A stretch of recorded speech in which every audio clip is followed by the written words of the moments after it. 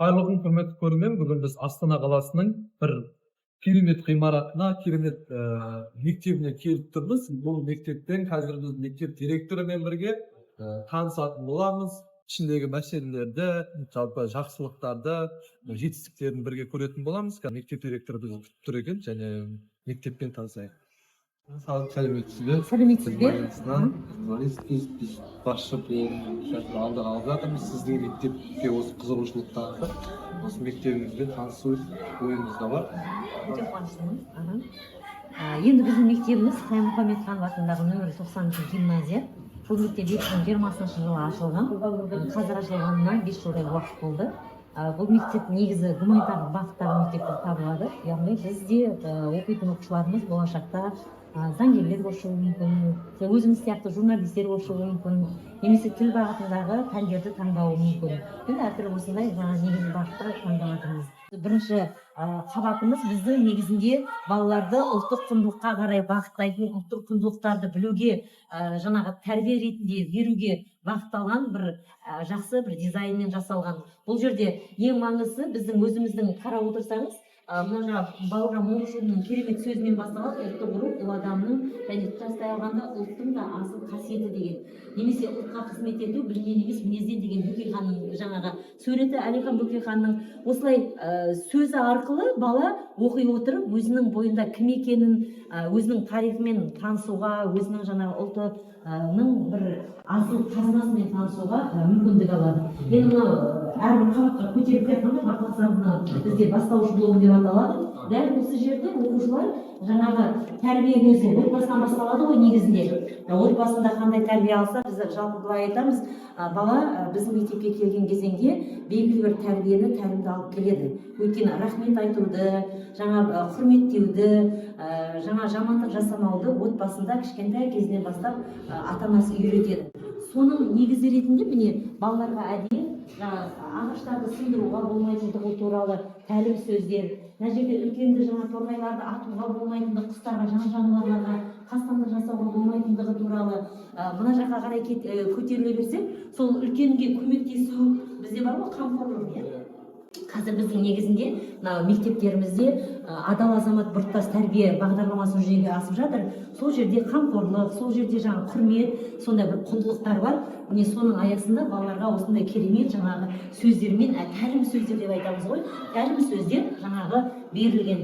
Сол сияқты оқушылар көтеріліп жатқанда үйінде нан жейді мысалға, сол нанның да қиқымын жерге тастауға болмайтындығын әдейі өлең сөзбен жаңа келтіріліп қойған. Құстарға қамқорлық көрсету бойынша міне осындай нәрселерді біз жаңағы өзіміздің мектебімізде балаларға тәлім, тәрбие ретінде көрсетеміз. Одан кейін балаларға тәрбиені қалай беруге болады? Біз енді жаңа мен айтып жатқандай адал азамат деп айтып жатырмын ғой. Кез келген бала мысалға мектепке келген кезінде қандай да бір білім алуға келеді. Сол білімді алудың біз көзін табуымыз керек. Соның бір ретінде мынау жаңағы ертегілер деп айтамыз ғой. Мысалға үйінде бесік жырын тыңдаса, ертегіні тыңдаса, сол ертегіні енді өскенде де тіпті 6-шы классқа дейін балалардың жаңағы оқу бағдарламаларында ертегілер берілген да. Сол ертегілерді оқып кітаптан емес осындай персонаждарды жаңа кейіпкерлерді көру арқылы бір ертегінің бала толық бір меңгеруіне, оның ішінде жақсы кейіпкері қайсы, жаман кейіпкері қайсы, қайсынан үлгі алуға болады, қайсынан үлгі алмау керек деген сияқты.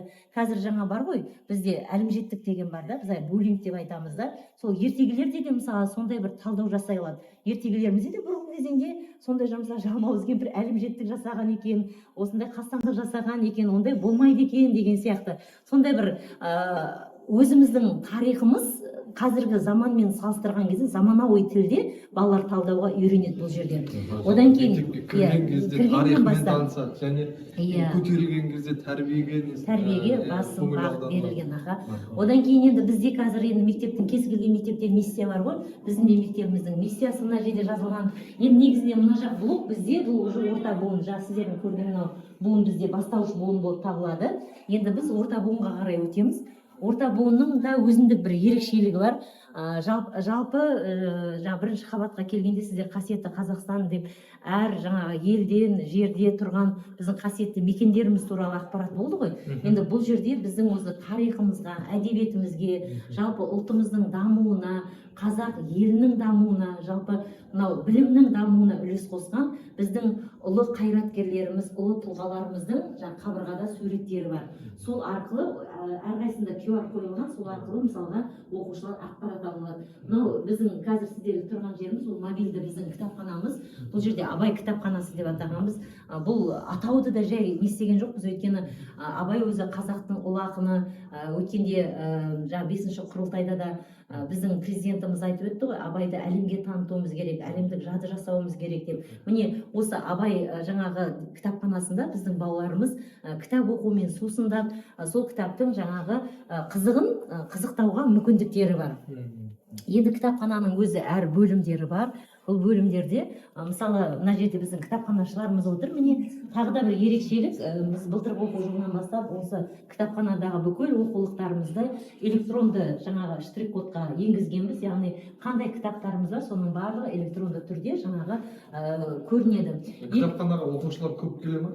Әрине келеді, өйткені бізде қазір мектебімізде күнде таңертең 8 минуттық оқу жобасы бар. Одан кейін оқуға құштар мектеп жобасы бар. Бұл оқуға құштар мектеп жобасы сол Адал Азамат бағдарламасында өзі 6 бір ірі жоба берген, сол жобаның бірі. Сондықтан біздің кітапханашыларымыз осы жобаны өте бір жоғары деңгейде өткізеді. Және мақтанып айтуға болады, бұл кісілер былтыр оқу жылында осындай кітапханашылар арасында сайысқа қатысып, республикадан бірінші орын алған. Осы өздерінің жасап жатқан жұмыстары бойынша. Бұл да енді мектептің ерекшелігі, мына жерде жұмыс жасап отырған. Екінші біздің балаларымызға арналған міне коворкинг орталық деп айтуға болады. Бұл жерде балалар отырып әртүрлі өздерінің ұшқыр ой алаңы бойынша жұмыс жасауға болады. Әжемнің ертегісі деген бағдарламамыз бар. Әдемі ертегісін айтып, жаңа балалардың сол әже қандай болу керек дегеннің жаңағы символын береді. Мысалы көп үйде әже болуы да мүмкін, болмауы да мүмкін. Бірақ қазақтың әжесі немересін тәрбиелеуде осындай ертегісін айтып, Абайдың да әжесі болған, мысалы Шоқанның да әжесі болған, әрқайсы әженің тәрбиесімен келген ғой. Міне сондай жаңа тәрбиені біз өзіміздің мектебімізде балаларға көрсетеміз. Осы жерде балалар өздері оқып, жаңағы білімдерін әрі шыңдайды. Аптасына бір рет оқуға құштар мектеп бойынша осы оқылған кітаптарды осы жерде талқылау жасалынады. Жақында ғана жаңағы 8-ші сыныптардың арасында сондай талқылаулар болды. Негізінде біздің мұғалімдеріміздің арасында да оқырман ой сана деген оқырман клубымыз бар. Ол жерде ұстаздарымыз жиналып өзіміздің оқыған кітаптарымызды пікір алмасып, сол жердегі бұл кітаптың мазмұнын айту емес, ол жердегі мақсат. Керісінше сол кітап арқылы баланы қалай тәрбиелейміз, балаға не береміз, осы кітаптан қандай құндылықты алып шығамыз деген мақсатта ұстаздардың талқылауы болады. Сол талқылау арқылы біз де өзіміздің білімімізді кәсіби жағынан да, көркем әдеби жағынан да дамытуға мүмкіндігіміз бар. Және сондай жұмыс жасалады бұл жерде. Бұл жерде тарихқа байланысты деп айтып жатқаным, мына жерден де оқушылар жаңағы тарихи бағыт деп айтып жатырмыз ғой. Ұлттық бірыңғай тестте де, емтиханда да мынау 20-шы ғасырдың басындағы біздің алғашқы ұлттық басылымдар. Бұл басылымдар кітаптарда толық берілмеуі мүмкін, бірақ мына жерде міне қай жерде әсіресе қазақ газетінің қай жерден шыққандығы, тіпті мынау Орынбор қаласынан да бізде қазақ газеті шыққандығы, анау Санкт-Петербургтан Серке газетінің шыққандығы, осындай Ташкентте мысалы Алаш газетінің шыққандығы, осындай әрқайсысы жылымен тұрды. Бұл оқушыға қазір бір қарап өткенде мүмкін төмен класстар аса назар аудармауы мүмкін, а жоғары класстар үшін өте маңызды ақпарат. Өйткені бұл ақпарат ертеңгі күні олардың мүмкін жоғары оқу орнында жаңа барған кезеңде де осы ақпараттармен жұмыс жасауына. Тестілеуде де дайындығын жеңілдетеді. Мына жерде біздің енді шоқыр спорт залымыз бар. Бұл енді жаңа оқушылардың, бұл жерде де жай ғана спорт зал деп қоя салған жоқ, шоқыр деп. Қазақтан тұңғыш шыққан жаңағы әр спорттан жеңімпаздар, чемпиондар. Мысалға баскетболшы, жеңіл атлетикадан, қазақ волейболы, негізін қалаушы. Бұл туралы ақпараттар мысалы кітаптарда берілмейді ғой. Бірақ бала сол өзінің ойын, баланың жаңағы спортқа деген құлшынысын, мынау жаңағы өзінің танымдық көзқарасын деп айтамыз ғой, танымдық көзқарасын жетілдіру мақсатында осындай жаңағы нелер ілінген. Мына оқушыларымызға арналған ғылыми зерттеу орталығымыз ғылыми зерттеу орталығы жаңағы орталығында бұл жерде оқушылар енді ғылыми жобалармен айналысады. Негізінде бүкіл оқушыға жағдай жасалған әрине жағдай жасалған, міндетті түрде жағдай жасалған. Себебі біздің оқушыларымыз енді сол арқылы келтеді ғой. Енді жоғарыға қарай көтерілейік. Тағылыммен келе жатырмыз, тарихтан өттік, енді тағылым. Неге тағылым? Мысалы, біздің жалпы мынау еліміздің дамуында, қазақ халқының дамуында тек қана қазақтың зиялылары ғана жаңа ой пікірлерін айтқан жоқ қой. Мысалы, ұлы орыс ақындары, жазушылары, шетел жазушылары да қазақ халқының тарихымен, мәдениетімен, әдебиетімен таныс болған. Сол туралы біздің жаңағы пікірлері. Мысалға, мына жерде қазақ Азияның көшпелі нәсілінің ішіндегі ең өсіп өнген ел деп жаңағы керемет тарихшы ретінде мысалға біздің қазақ жерін аралаған, мысалы сондай пікір беріп кеткен. Одан кейін бізде мынау жақында ғана аштық ұстаз хаб клубы. Клуб емес, бұл енді хаб дейміз, орталық. Бұл жерден біздің мұғалімдеріміз жаңағы өздерінің жұмыстарын енгізеді. Астында мысалы оқушылар болса, жоғарыда мұғалімдерге арналған жаңағы орталық мұғалімдер сондай жұмыстарын жасап отырады. Мына жерде қарау енді қызық не ғой, балалар бізде танымдық жүйесі қалыптасу мақсатында ақпараттарды солай ілінген ғой. Мына жерде мысалы қазақтың алғашқы дәрігер қыздары. Бұлар туралы да біздің кітаптарымызда айтылмайды, бірақ оқушыларымыз бір қарап өткен кезеңде осы ақпаратты уже естеріне сақтай береді. Ол да бір маңызды.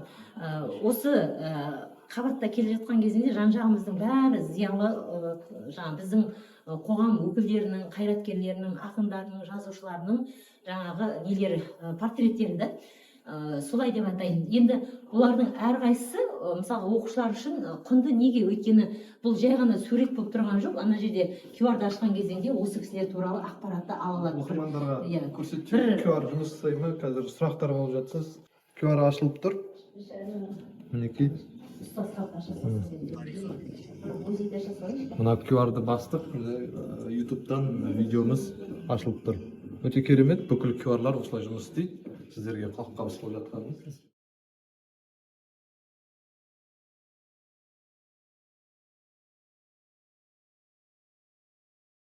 Жай ғана бір тамашалап отырмайды, жан-жағынан ақпарат алып отырады. Бірінші ақпаратта біздің осы тұлғаларымыздың, ғалымдарымыздың, зерттеушілеріміздің әдебиет саласындағы үлкен еңбек атқарған жаңағы майталман тұлғалардың сөздері берілген. Бауыржан Момышұлының өзі айтады ғой, тәртіпке бағынған құл болмайды деп. Кез келген жерде жұмыс жүру үшін, даму үшін ол жерде белгілі бір тәртіп болу керек. Дәл сол сияқты мектепте де бала белгілі бір білімді алып шығу үшін тек қана білім алу емес, мақсаты ол тәртіпті де түсіну керек. Ертең қоғамға шыққан кезеңде қоғамға оның тек қана білімі ғана көрінбейді ғой. Қоғамға қызмет ету үшін оның бойындағы мінезі де көрінеді. Адамдармен қарым-қатынасы, адамдарға құрметі, адамдармен жаңағы бірлігі, адамдармен бірігіп жұмыс жасауы деген сияқты міне осындай құндылықтарды мектептен өнеге етіп алып шықса, ертеңгі бала әрине жалпы мемлекетіміздегі заң мен тәртіп аясындағы негізгі талаптарды ол түсінеді деп ойлаймын. Осы мынамен сіз ең бірінші таныстырғанда айтқан болатын, біздің мектебіміз Қайым Мұхамедханов атында. Осы мектепке өзім алғаш келген кезеңде осы кісі туралы өзімде ойланған, бұл кісі кім, неге мектептің есімі берілді, жалпы біздің қоғамға, әдебиеттің дамуына, халқымыздың жаңағы тарихының дамуына қандай үлесі бар деп солай ойландым да, сол кезеңде осы мұражайға келіп өзімде алғаш танысқан кезеңде ойладым, бұл кісіні қалай айтсам екен, Абайдың мынау жаңағы мұрасының қалыптасуына, Абайдың мұрасының түп нұсқаларының дәлме-дәл жетуіне өте көп үлесін қосқан ғалымның бірі екен. Қызы жақында ғана біздің мектепте үлкен іс-шара болған, соған келіп кетті. Мына жәдігерлердің барлығы сол отбасынан бізге берілген. Мынау жаңа қолшатыр деп айтамыз ғой, бұл негізінде жылына қарағанда өте ескі екен.